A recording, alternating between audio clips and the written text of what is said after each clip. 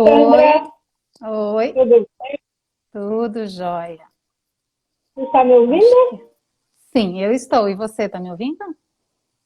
Então, estou. Tá bem? Eu só coloquei uma musiquinha de fundo, assim que Uhum. nós começarmos, eu já desligo ela.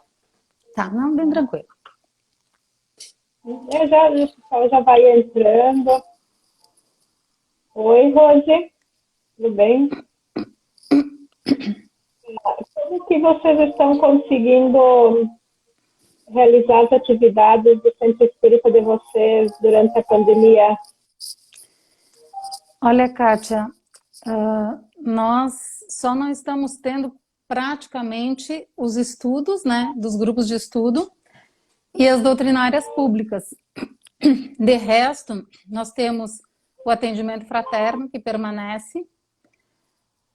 A biblioteca também nos mesmos horários que antes nós tínhamos doutrinárias também permanece aberta. Nos horários das doutrinárias a casa se mantém aberta, claro que não tem a exposição, mas tem o trabalho do passe, tem o atendimento fraterno, tem a água fluidificada, tem a biblioteca que está aberta. E os estudos estão acontecendo virtualmente, né? Utilizando Nós, principalmente o Google, enfim, os aplicativos, né? nós Nós estamos fazendo os estudos, inclusive iniciamos uma turma nova, tudo pelo Hum, Google Meet.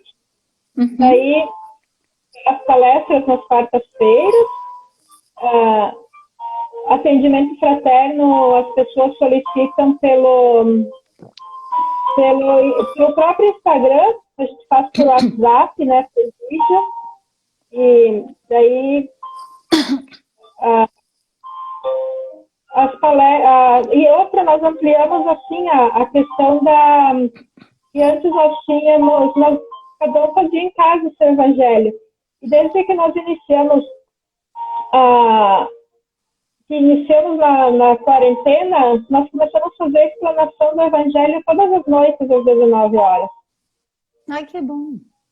Muito bom. Então, assim, está bem ativo, assim, o que está faltando mesmo é passe, e daí nós não vamos na casa, o Clube do Livro continua, Uhum. né? Kátia, deixa eu Então, te perguntar uma coisa. Você me ouve bem? Porque eu estou te ouvindo com eco. deixa eu fechar a porta aqui, então. Melhorou a minha voz? Mais ou menos. E assim, quando você fala, parece que a música vem mais forte. Engraçado, que devia ser o contrário, né? Sim. Mas, Eu tirei a música agora. Não aham. era da música? Pode ser. E tá um pouquinho cortado, né? Eu só gostaria de saber se a minha voz tá contínua, tá legal, porque senão a gente começa a falar. Tá legal? Não, a sua voz tá legal, Ah, então tá bom. tá? Então, tá certo. Então, boa noite. Hoje nós temos uma palestra com a nossa irmã. Já vou reiniciar a apresentação. Então, hoje nós teremos uma palestra com a nossa irmã Sandra Teixeira. Ela é trabalhadora da Sociedade Espírita Bezerra de Menezes de Chapecó. A palestra será Lei de Destruição. Então, Sandra, é um prazer para nós você ter aceitado passar esse momento conosco. Alguns O estão prazer é dizendo nosso, uma que alegria muito grande. não estão ouvindo bem e outros estão ouvindo bem. É, Eu acho que se é para. eu acho que a internet de cada um, então, né? Assim, ó, Não sei. a tua fala tá bastante cortada, né? Por isso que eu estou preocupada e comentando, perguntando como que tá a minha fala, porque eu ouvi uma palestra com recorte, com congelamento, é dose. Uhum. Mas já vou parar, né? Já vou fazer a prece inicial. Não, mas Então, assim, a tua bem tranquilo, viu? O problema é se a minha estiver congelando. não, A minha não não, está congelando. não, tá bem Então tá. tranquilo para mim. Então tá bem tranquilo. Então, se alguém tiver algum questionamento nesse sentido, eu vou lendo para você, tá Uhum. bom? Obrigada. Então, queridos irmãos, vamos elevar os nossos pensamentos ao nosso Mestre Jesus, aos nossos guias espirituais, que nos iluminem, que nos amparem e que consigamos levar cada uma dessas palavras para o nosso coração.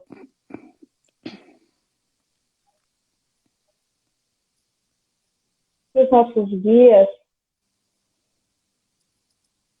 nos auxiliem sempre a cada passo, nos auxiliem a superar as dificuldades do nosso dia a dia, as dificuldades da comunidade em geral, e que nós consigamos hoje sair daqui mais evoluídos do que aqui chegamos. Que assim seja. Que assim seja. Então, meus amigos, vamos conversar, porque não me parece, não sinto como uma palestra, né? Mas eu acho que é um momento de encontro e de reflexão a respeito de um tema que nos pareceu bastante adequado para o momento que a gente está vivendo. Porque a gente ouve muito falar, né, em transição planetária, em mundo de regeneração, e não compreende direito como é que isso acontece, e aí a gente vê o que está acontecendo lá fora, e a gente tenta fazer associação e às vezes fica um pouco perdido, né? Então a nossa proposta é que a gente possa conversar um pouquinho sobre a lei de destruição, essa que é uma das 10 leis morais que Kardec nos traz na terceira parte do Livro dos Espíritos, e que talvez seja a lei assim que nos deixe um pouco mais reticentes, né, com o pé atrás, porque a gente ouve falar em destruição, poxa vida, e pensa, nossa, como é que Deus pode ter elegido a destruição por lei? Isso, à primeira vista, parece um contrassenso, né? Então, acho que é bem importante a gente refletir um pouco sobre isso, né? E antes que a gente fale a respeito da lei específica de destruição, a gente tem que, ainda que rapidamente, passar um pouquinho sobre essa questão das leis naturais, as leis divinas, porque a lei de destruição é uma delas, né? Então está inserida nesse contexto, e se a gente foge do contexto, a gente se perde um tanto, né? Perde um bom tanto. Então, o que são as leis naturais? O nome já está dizendo. São aquelas que partiram do Criador, né? Elas são divinas. Elas, por isso mesmo, são naturais. Nasceram junto com a criação. Ela já foi formada, idealizada para que funcionasse regulada por essas leis.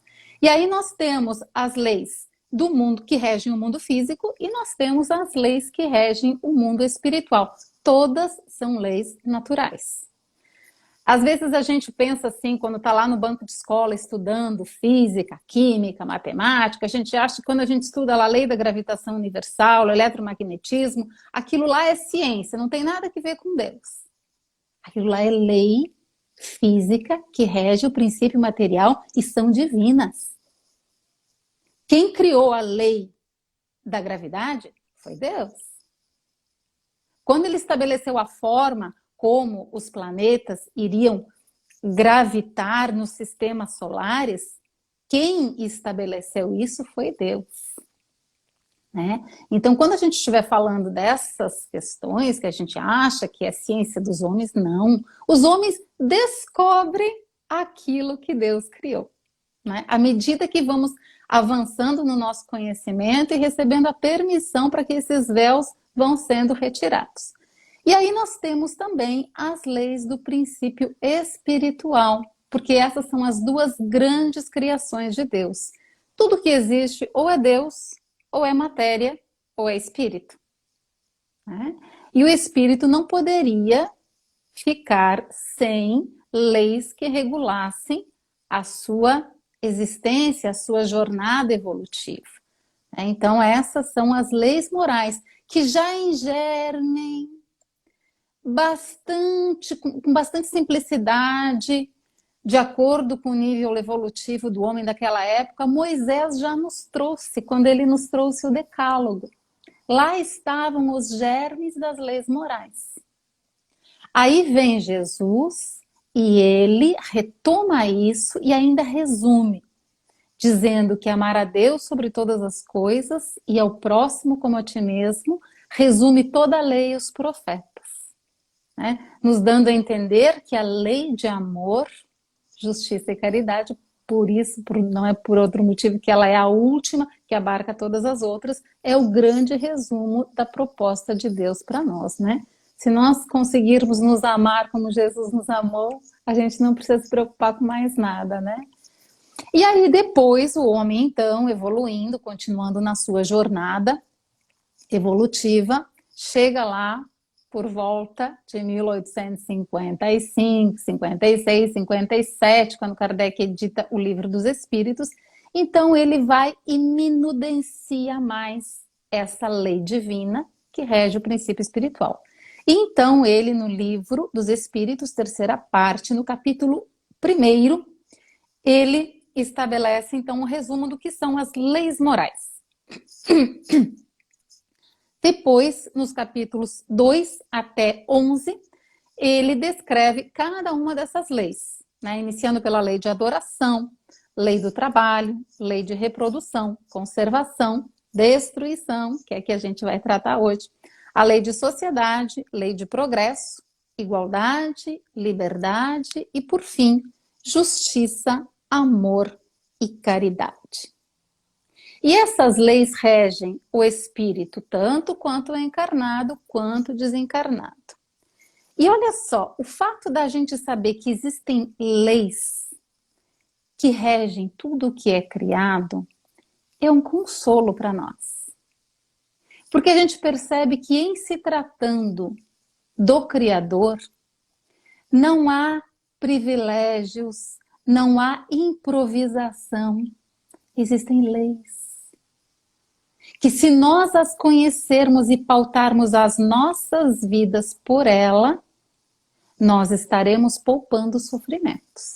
Essa foi a proposta de Deus lá naquela linguagem simbólica, metafórica do Antigo Testamento, quando ele coloca Adão e Eva no paraíso e diz que eles deveriam então desfrutar de tudo que ali estava, né? Mas em obediência, e ele dá só uma condição, né? Que não comessem do fruto de uma determinada árvore. Então isso demonstra assim, o homem criado com o propósito de evoluir pelas leis divinas, porque elas são perfeitas, imutáveis e nos conduziriam com segurança. Muito bem. Aí, então, a gente pode mergulhar na lei de destruição. Vamos entrar nessa lei aí que assusta um pouquinho quando a gente ouve, né, falar, porque quando a gente pensa em destruição, a gente logo associa com devastação, não é? Uhum. Com hecatombes nucleares, né? A gente já imagina meteoros vindo ao encontro da Terra e se chocando e tudo acabando. Talvez de tantos filmes que a gente tenha assistido a respeito disso, né? Então a gente tem essa associação, destruição com devastação, fim de tudo, né? E se a gente age desta forma, a gente inclusive está negando todo o conhecimento que a doutrina espírita nos traz. Porque a lei de destruição, ela age nas formas, não na essência. Né? Digamos que acontecesse isso, um choque de um meteoro com a Terra, tudo acabasse. O máximo que iria acontecer é a gente desencarnar. não é? Porque o nosso espírito permaneceria com todo o seu patrimônio espiritual que foi agregando ao longo da sua evolução, não é? Então, o fundamento não é o conceito de destruição.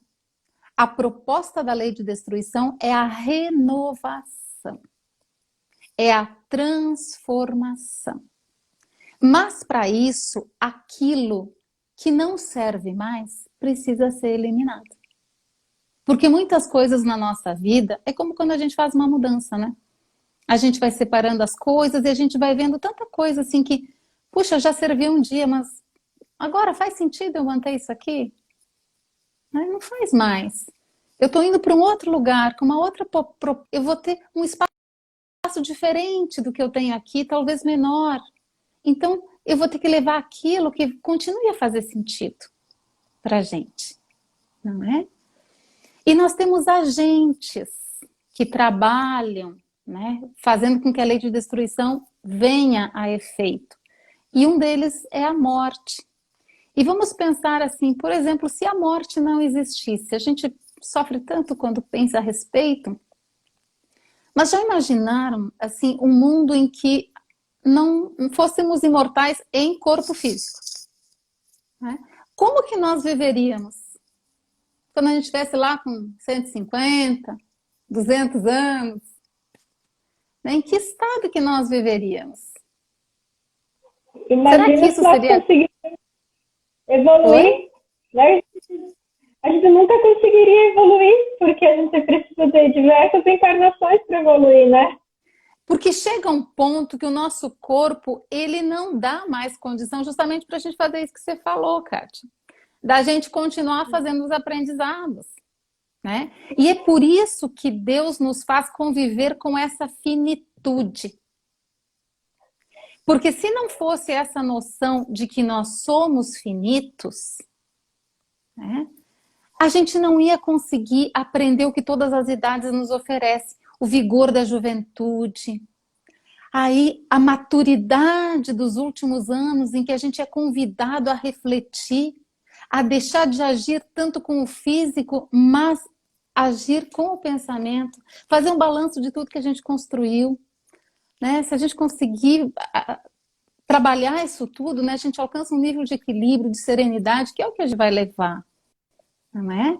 E a gente trabalhando assim com essa noção de finitude, a gente vai desenvolvendo uma humildade em relação ao Criador, porque a gente se rende. A gente se rende a algo que é maior que nós, que vai nos levar um dia. E a gente vai exercitando o desapego das coisas terrenas, sabendo que a gente não vai levar. Então, olha como que é importante essa transformação, a gente saber que vai existir um fim. Nós seríamos um mundo com muito mais egoísmo se fôssemos fisicamente imortais. A gente não ia saber exercitar o desapego. Né? Então, o nosso codificador, ele trabalha a lei de destruição vindo do... Então,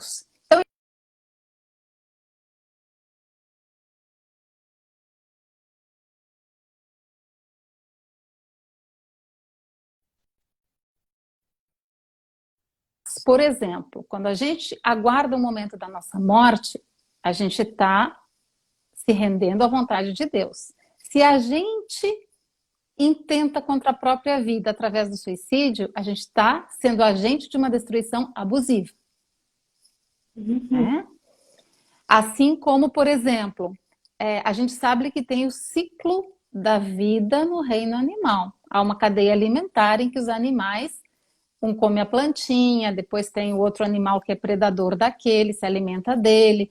Há uma cadeia alimentar que é para a manutenção de todas as criaturas. Né? Mas existe também aquela caça que é esportiva. Ela não é para saciar a fome. Então ali existe também um abuso. Depois ele vem falar dos flagelos destruidores, que são os grandes cataclismas, maremotos, terremotos, as pandemias, como o que a gente está vivendo, nos fazendo lembrar que tudo isso serve para acelerar o progresso. Só que quando a gente está vivendo a coisa, é como se a gente estivesse no olho do furacão. Então a gente não tem condição de ajuizar sobre os resultados daquilo que a gente está vivendo. Então há momentos que a gente precisa exercitar aquela fé confiança. Não é aquela fé acredito, é a fé confiança. Eu não sei, eu não entendo, mas eu confio. Eu confio e eu entrego.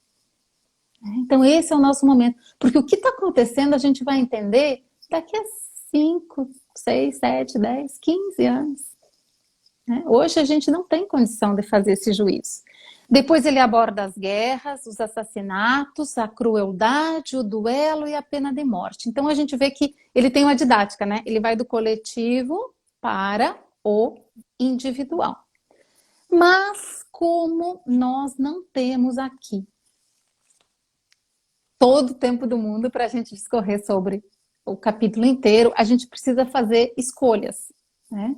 E como a nossa intenção, ela muito mais do que esclarecer, ela passa por fortalecer e consolar, nós acreditamos que é o que nós estamos precisando hoje, né?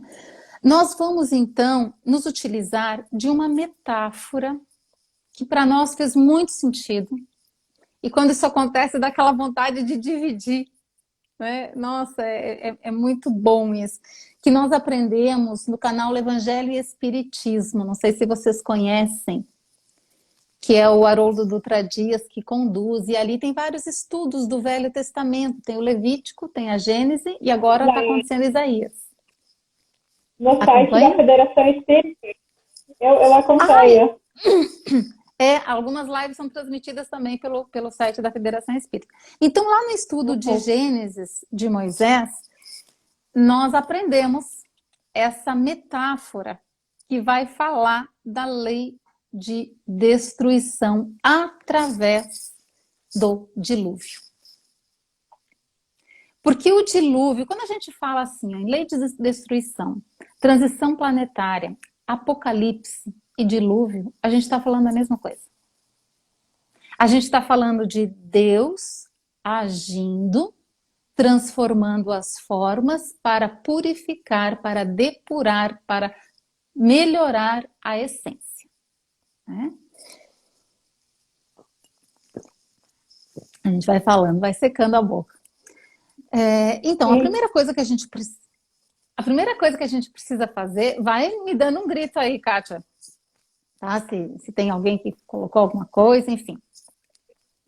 Estão todos ligados assistindo. Então, tá certo. Então, a primeira coisa que nós precisamos fazer é nós afastarmos a crença de que o dilúvio é o registro de um fato histórico. Porque nós perdemos a beleza da Bíblia, do Antigo Testamento principalmente, porque a gente vai até ela buscando a letra e não o espírito. E aí a gente faz como aquele que vai buscar o fruto e pega o caroço para comer e joga a polpa fora. Nós não é? A gente perde a lição, né? E, enfim, isso quando não sai até depreciando o que viu. Então nós precisamos entender que o escritor bíblico de 3.000 anos atrás, ele não era um historiador de profissão, porque a gente pensa assim, poxa vida, está relatando um dilúvio, uma grande tempestade que aconteceu. Ele não era um historiador de profissão. Ele era um homem simples, agricultor, pastor de ovelhas, né? E um homem que tinha uma fé ardente. Uma fé que hoje a gente precisa resgatar. Aí eu me emociono só de pensar. Eu para chorar, me pago o imposto. Aquela fé do homem que transitava pelo mundo, mantendo uma comunhão, uma relação de confiança com aquele Deus único. E ele tentava, através de histórias que eram inspiradas, a gente não pode perder isso de vista, eram inspiradas, ele tentava falar aos homens das coisas do céu através das coisas da terra, que são tão pequenas e tão poucas Já imaginou traduzir o que é divino com aquilo que é material? É bem complicado. Então, o escritor bíblico se utilizava de histórias baseadas em fatos que podem ou não ter acontecido, em personagens que podem ou não ter existido. Mas a gente tem que ter a certeza que ali há uma lição. Né? Sabe o moral da história, das fábulas? É isso. Então, no dilúvio tem uma moral de história. Então, o escritor bíblico, no caso Moisés, ele tentava explicar e buscar, explicar as coisas que ele via no mundo e buscar a solução para elas, né, através dessas histórias inspiradas. E do que trata o dilúvio? O dilúvio trata do mal que crescia na terra desde Adão. Adão também, esse personagem simbólico, porque não é alguém que teve CPF, né? Ele representa o início, né, de um período. E qual foi o mal de Adão? Né? O pecado original, a queda de Adão. Foi que ele, ao aceitar a sugestão da serpente, que até hoje a gente tem, né, as sugestões menos felizes de encarnados e desencarnados que buzinam no nosso ouvido, vai por aqui, né? E tem o outro do outro lado que não é para ir por ali, né? Enfim. Ele aceitou a sugestão de que ele deveria desobedecer a Deus. Para que ter alguém que comande a tua vida, Adão? Vá lá e faça por você mesmo. Experimente. Assuma o comando da tua vida. E ele foi e fez. Então, isso é a representação do homem se afastando de Deus e colocando a si mesmo no centro da vida. Afastando-se dessas leis divinas que nós estamos falando. Olha como tudo faz sentido, porque a proposta do Criador foi dispor ao homem, porque ele criou tudo que nós precisávamos para viver, tudo. E simplesmente disse, vá pelo caminho que eu estou te dando. Obedeça às leis que eu criei, porque são perfeitas e são para o teu bem, porque eu te amo. Porque é certo que como o homem foi criado, o espírito simples e ignorante, nesse crescimento ele haveria de errar. Mas existem dois tipos de erro. Existe o erro da ignorância, que todos nós passamos, e tem lá no Livro dos Espíritos a questão 120, se no caminho da evolução é necessário passar pela fieira da maldade, e os espíritos respondem, da maldade não, mas pela da ignorância. Porque quando a gente erra por ignorar, por não saber, você erra sem estar dotado de uma intenção de fazer o mal. E o erro da maldade é aquele quando você sabe o que está fazendo. Você sabe o que está fazendo. Então é mais ou menos assim, como a pessoa que não sabe dirigir, está aprendendo, né? Então ele sai e acaba cometendo algum incidente, mas por imperícia. É diferente daquele que já sabe, que tem a carta e sai dirigindo de forma imprudente e comete um acidente grave. Então, Adão escolheu o caminho do erro, da maldade. E aí seguimos nós, porque quando a gente fala de Adão, somos nós ontem, né? Seguimos nós nos afastando de Deus, vendo as coisas crescerem numa progressão ruim. A gente passou a ser movido pelo interesse pessoal. E aí, é daí que nascem todos os problemas, não é isso que está escrito lá no Livro dos Espíritos, as maiores chagas da humanidade, o egoísmo e o orgulho?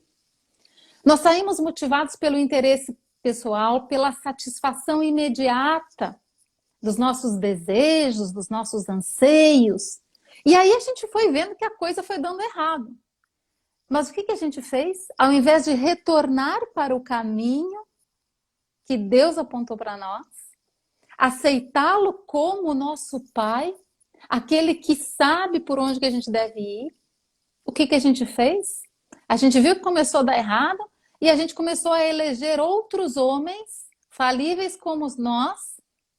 Cada um trazia a sua teoria salvacionista, né? E aí a gente sai por aí idolatrando homens, partidos políticos, ideologias, muitas que são materialistas, né? Nos afastando cada vez mais de Deus.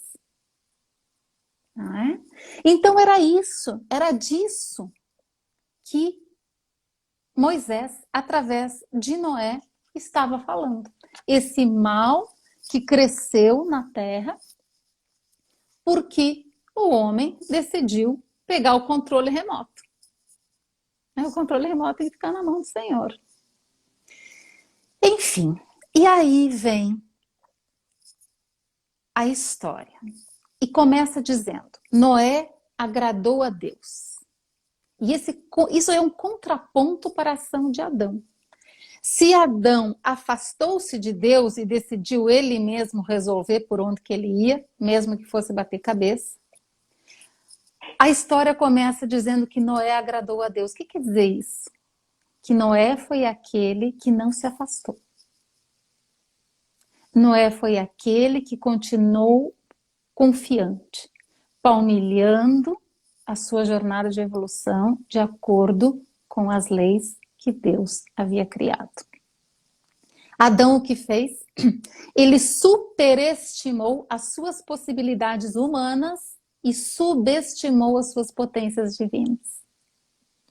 Porque nós temos em germe o divino. Nós temos uma centelha divina dentro de nós.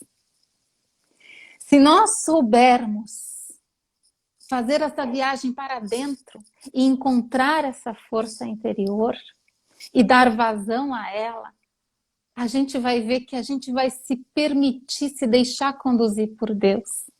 Ao invés da gente olhar para fora e construir de fora para dentro, superestimando qualidades sempre limitadas que são dos homens. Então o que aconteceu? O mal foi crescendo na terra. O mal foi crescendo, foi crescendo. Até que ele chega ao limite do insuportável e aí vem a lei de destruição e age. Esse é o propósito da lei de destruição. São os dilúvios que acontecem nas nossas vidas. E eles acontecem tanto na esfera coletiva, como o que a gente está vivendo hoje, como na esfera individual.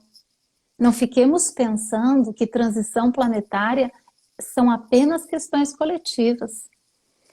Elas acontecem na grande coletividade planetária, nas sociedades independentemente, cada uma tem o seu resgate coletivo para fazer, nós temos as nossas faltas coletivas, que são diferentes de comunidades para comunidades, e pessoalmente cada um tem que se melhorar, tem que se resgatar.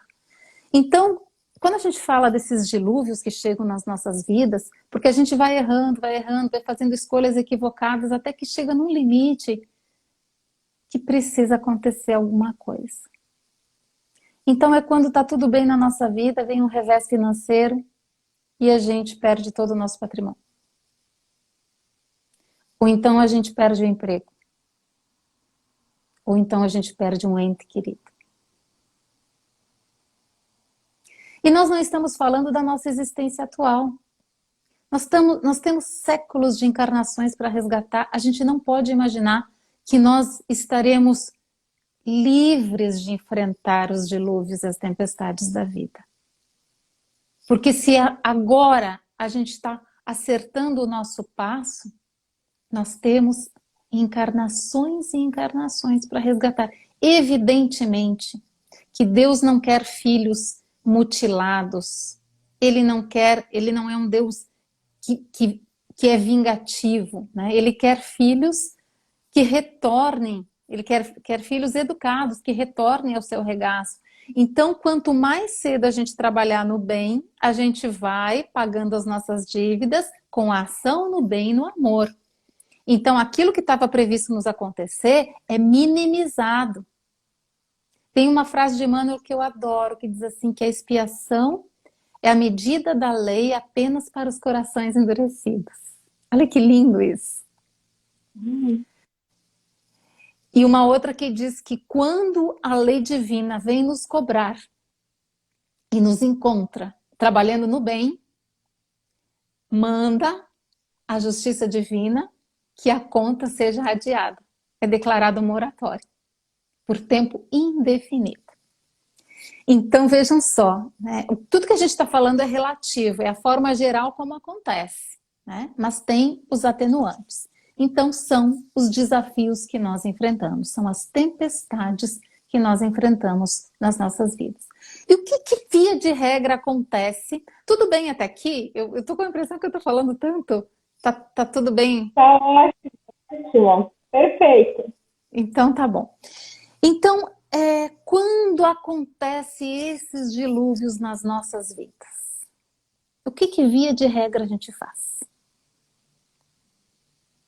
Nós começamos a imprecar contra Deus. Nós malogramos a Deus. E nós que somos espíritas, traímos tudo que Kardec nos trouxe. A gente esquece da imortalidade e chora por conta das coisas que são efêmeras. Nós esquecemos que a essência espiritual jamais é atingida.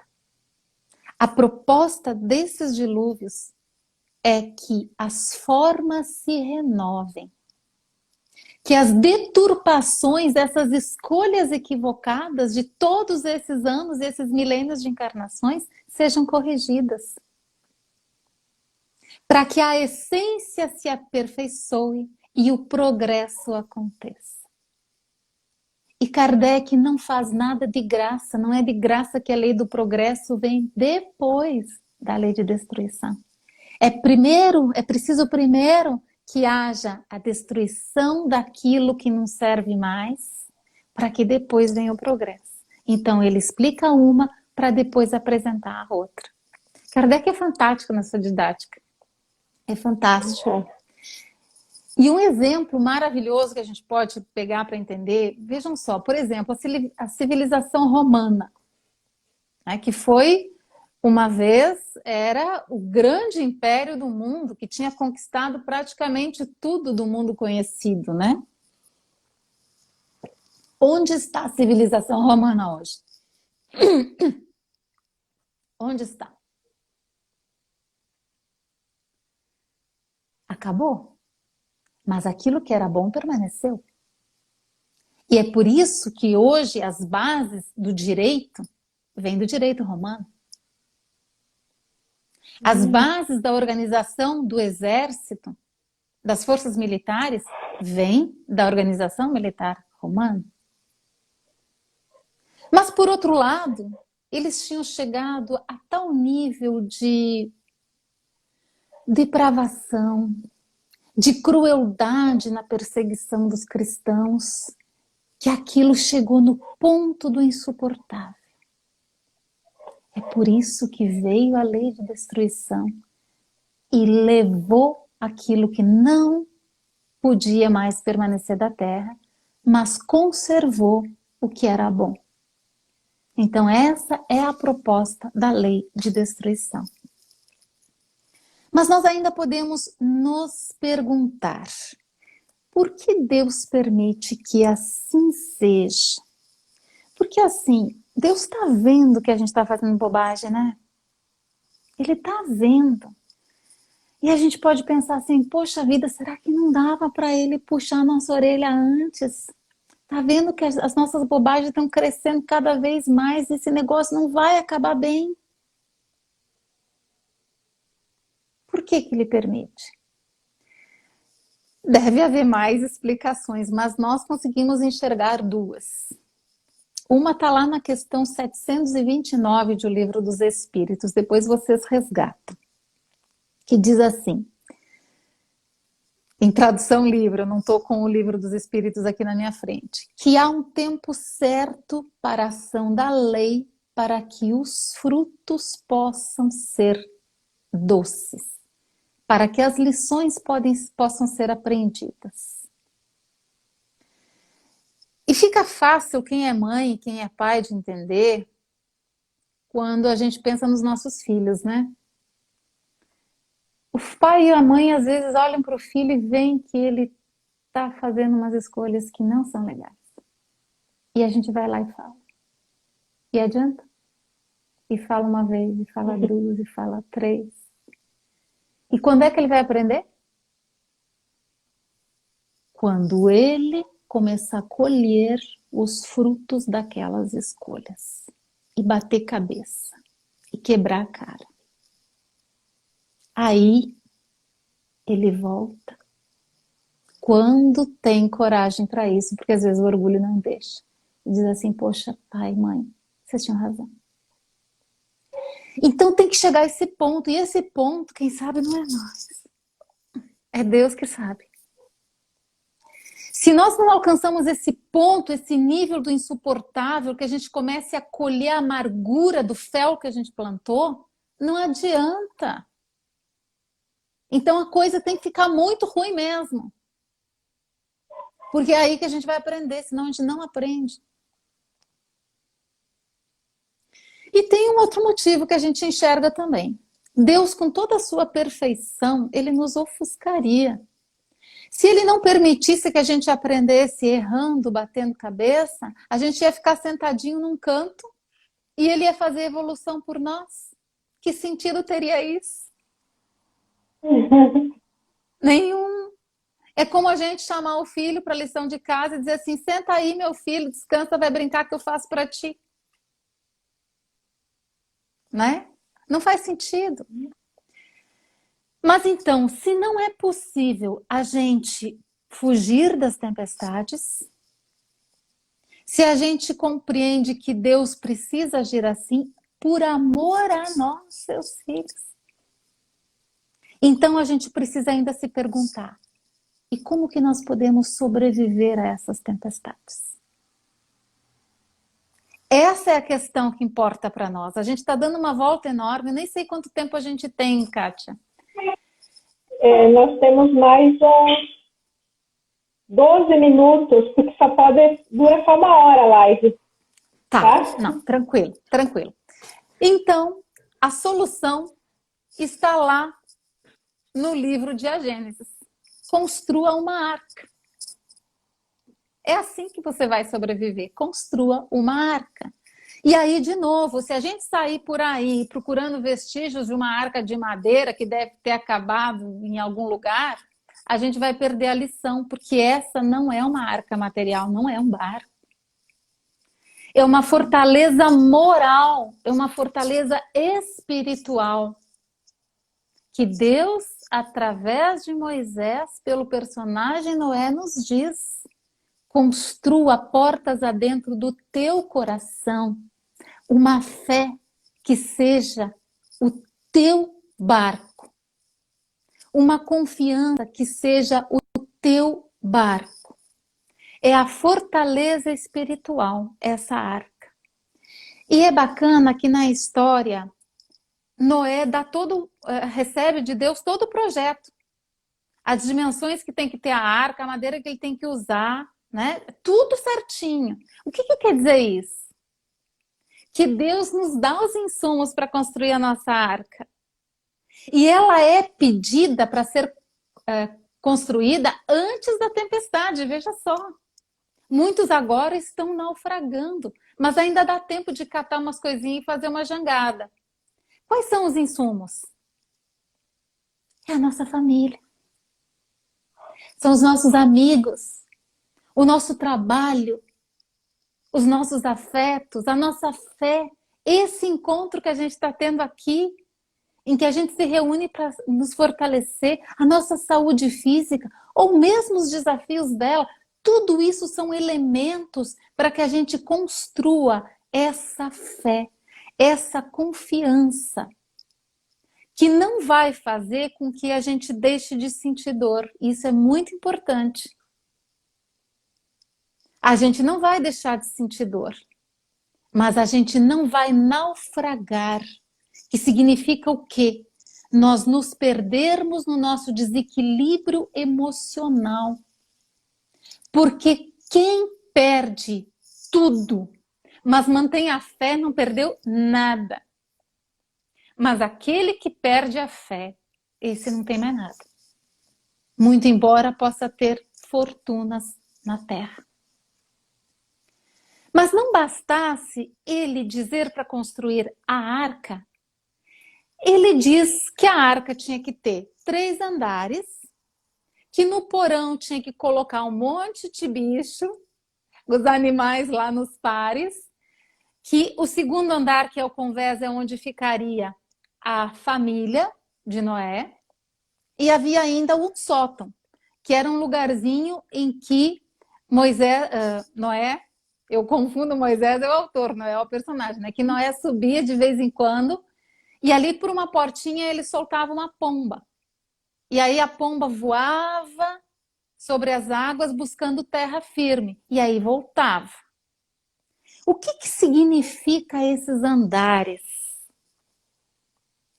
Esses andares, eles são abordados muito bem em 2 lugares. Deixa eu ver se eu anotei aqui. Nós temos o Cérebro Triuno, que é um livro que é da doutora Irvênia Prado, Sérgio Lopes, e tem um outro médico espírita que assina, que trata sobre isso, e também no capítulo A Casa Mental do livro No Mundo Maior, da série André Luiz.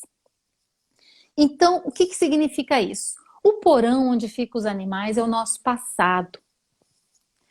É onde nós devemos guardar fechado, trancado, porque o porão tinha que estar trancado. Porque os nossos instintos, eles nos serviram um dia, mas eles não devem nos guiar no hoje para resolver os desafios da nossa vida, porque hoje nós já crescemos em inteligência e emocionalmente. A nossa herança da nossa evolução animal, ela deve permanecer lá trancada sob o domínio do espírito. Muitos homens a gente ainda vê que se deixam comandar pelos instintos mais animalescos. E nessa pandemia a gente tem visto isso. Olha, isso é uma coisa boa do que está acontecendo. Porque, como diz Viktor Frankl, eu adoro essa passagem dele, né, que foi um sobrevivente do Holocausto, que ele conta no seu livro Em Busca de Sentido, a sua experiência. Ele fala que nas situações limites, os santos e os porcos se revelam. Então a gente vê aqueles que realmente se desdobram por auxiliar. E aqueles que se aproveitam da dor e do medo. E as máscaras começam a cair. E a gente tem que dar graças a Deus. É a separação, é a eliminação do que não serve mais. Então a maioria, muitos de nós, a maioria não digo, mas muitos de nós ainda costuma transitar por esse 3º andar. O nosso desafio é subir para os próximos andares. Não que a gente deva abandonar os instintos, porque eles ainda nos servem numa questão de sobrevivência. Por exemplo, a gente precisa correr de um cachorro bravo. Então, vem lá, adrenalina, dá uma descarga na corrente sanguínea, a gente tem uma vasoconstrição, se cortar não sangra, vem a força muscular e você foge. Então, eles servem. Mas é para determinadas ocasiões. A nossa vida é conduzida do convés, é onde estava o timão. É onde Noé dirigia a arca, é o nosso presente. É a nossa evolução consciente. É quando a gente sabe aproveitar toda essa herança que a gente tem, os conhecimentos que nós construímos e conduzir a nossa vida de forma consciente. É por nada que é o lugar onde a família de Noé ficava. Mas nós temos que visitar de vez em quando o 3º andar. O 3º andar é o mundo maior. O 3º andar é o mundo do nosso ideal, o nosso futuro, daquilo que o nosso espírito virá a ser, o nosso vir a ser, é o plano espiritual. E é onde nós devemos visitar de vez em quando. E essa pomba representa o nosso espírito, que liberto, seja pelo sono, pela meditação, pela mediunidade, pela leitura edificante, pela conversa construtiva.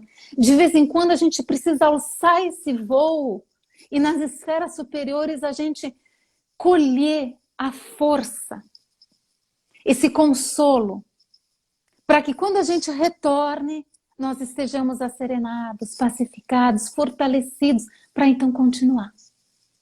Então, que nós possamos transitar mais entre o segundo e o terceiro andar e deixar o primeiro andar, que é o porão, para determinadas e específicas situações. E nós podemos, já nos encaminhando para o final, entender que a própria encarnação é um dilúvio. Porque mergulhar na carne não é fácil.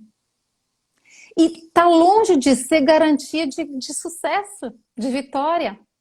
E Emmanuel também tem uma expressão maravilhosa que ele fala daqueles que se afogam na carne. Veja se não é uma alusão a essa tempestade. A gente vem e a gente se afoga na carne. E a gente se desequilibra. E a gente naufraga. Então, a gente falou tanto aqui, né? Falamos em fortaleza moral, nós falamos em casa mental, né? Mas a gente ainda pode pensar numa outra coisa que talvez seja mais importante do que tudo isso. Além de todas essas diretrizes, esse projeto que Deus nos deu, Ele mandou um farol. Gente, eu não pago imposto para me emocionar quando eu penso em Jesus. Jesus é o nosso farol. Jesus é aquela luz que nos guia no meio da tempestade. Ele está lá no porto de chegada, ele já está em terra firme. E tem aquela luz que nos alcança sempre, ele é a referência. Por isso que ele é modelo. É mestre, é modelo e é guia. Ele é condutor. Ele está lá, não nos abandonará jamais, jamais. Basta que nós sigamos os seus passos. Ele não disse isso? Quem perseverar até o fim será salvo. Quem manter os olhos nessa travessia, nesse farol que nos conduz, pautando as nossas vidas pelo seu exemplo, vai chegar. E vai chegar íntegro, embora possa chegar despedaçado, assim, todo cortado, machucado, mas emocionalmente íntegro, equilibrado. E quem chegar assim, não perdeu nada. Ganhou a encarnação. Então, meus queridos, agora sim, chegando no final. A transição planetária nada mais é do que uma grande tempestade. É um dilúvio que nós atravessamos. E quando a gente pensa que lá, vejam só como a fala se repete, os hebreus foram conduzidos à terra prometida. Noé foi conduzido a uma nova... Aí a gente vê o mundo de regeneração. É a mesma coisa. É a mesma coisa. E não podemos perder de vista que o objetivo dessas tempestades não é nos destruir, é nos fortalecer, porque o que não mata fortalece. Ninguém é o mesmo depois de atravessar uma dificuldade imensa na vida. Assim como não é mais possível a gente ver na borboleta a lagarta que um dia ela foi. O objetivo do dilúvio, ou da lei de destruição, ou do apocalipse, ou da transição planetária, é estancar o mal da Terra, ou do indivíduo. Em todas as esferas, em todas as ordens, do indivíduo até o plano mundial. E ao final, olha que maravilhoso, Deus manda a Noé repovoar a terra toda. Lembram que Noé agradou a Deus? Ele tinha sido fiel?